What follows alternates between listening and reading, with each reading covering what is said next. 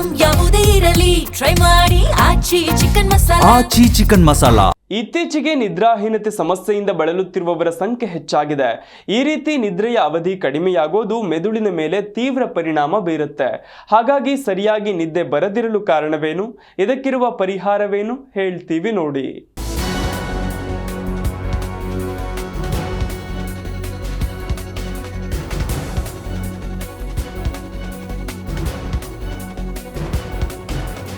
ಇತ್ತೀಚೆಗೆ ನಿದ್ರಾಹೀನತೆ ಸಮಸ್ಯೆಯಿಂದ ಬಳಲ್ತಾ ಇರುವವರ ಸಂಖ್ಯೆ ಹೆಚ್ಚಾಗಿದೆ.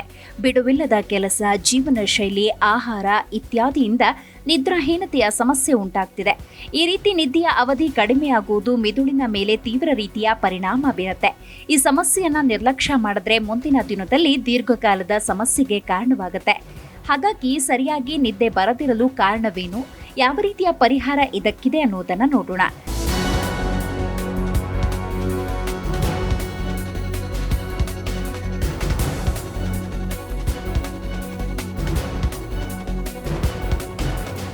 ಸಾಮಾನ್ಯವಾಗಿ ಒಬ್ಬ ಮನುಷ್ಯನಿಗೆ ಆರೋಗ್ಯವಾಗಿ ಜೀವನ ನಡೆಸಲು ಪ್ರತಿನಿತ್ಯ 7 ರಿಂದ 8 ಗಂಟೆಗಳ ನಿದ್ರೆ ಅವಶ್ಯಕ.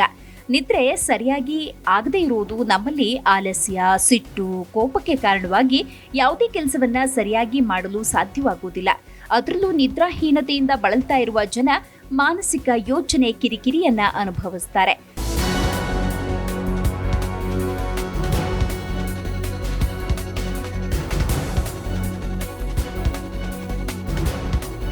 ಹಿಂದಿನ ಕಾಲದಲ್ಲಿ ಪೂರ್ವಜರು ಅನುಸರಿಸ್ತಾ ಇದ್ದ ನಿಯಮಗಳಲ್ಲಿ ಇಂದು ಬದಲಾವಣೆಯಾಗಿದೆ. ಹಿಂದಿನ ಕಾಲದಲ್ಲಿ ರಾತ್ರಿ ಬೇಗ ಮಲಗಿ ಮುಂಜಾನೆ ಬೇಗ ಹೇಳ್ತಾ ಇದ್ರು. ಆದರೆ ಇತ್ತೀಚೆಗೆ ರಾತ್ರಿಯ ಹೊತ್ತು ಗಂಟೆಗಟ್ಟಲೆ ಮೊಬೈಲ್ ಫೋನ್, ಸಿನಿಮಾ, ಸೀರಿಯಲ್ ಅಂತ ಕೂತ್ಕೊಳ್ತಾರೆ. ಇದರಿಂದ ನಿದ್ರಿಸುವ ಅವಧಿಯ ಮೇಲೆ ಪರಿಣಾಮ ಬೀರುತ್ತೆ.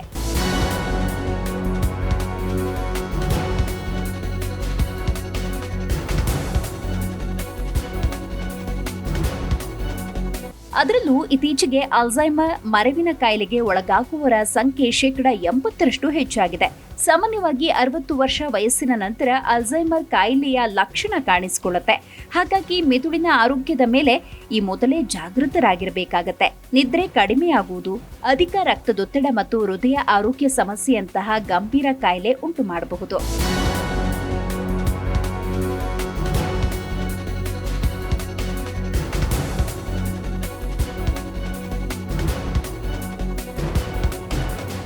ಅದೇ ರೀತಿ ತಡವಾಗಿ ಮಲಗುವವರ ಚರ್ಮ, ಮುಖ ಸುಕ್ಕುಗಟ್ಟುವಿಕೆ ಜಾಸ್ತಿಯಾಗಿ ಮುಖ ವಯಸ್ಸಾದಂತೆ ಕಾಣುತ್ತೆ.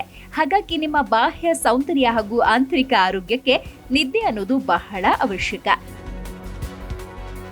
Bureau report, G Kannada news.